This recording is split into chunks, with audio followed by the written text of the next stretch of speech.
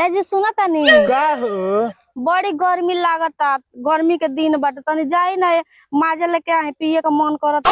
अच्छा ठीक बा हम जाता नहीं ले आवे। ठीक बा जल्दी लेके आई।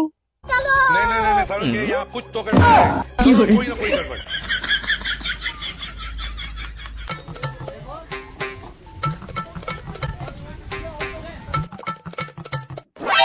ए जी का चाहिए?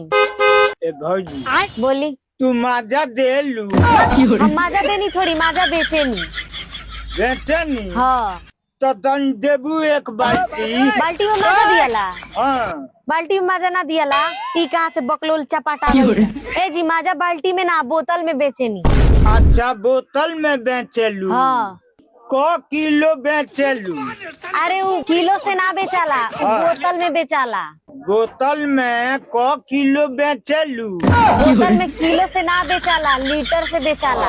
लीटर से बेचाला? हाँ में दे दो 50 लीटर। सब बकलोल चपाट बनी। हम बोतलवा खोल खोले में डाल लिया में से गिर जाई तो में 50 लीटर समाई बने। अच्छा ठीक बात तब बोतलवे दे दो। ठीक बारू की देता नहीं। और अभी तो रुको, क्लाइमैक्स अभी बाकी है।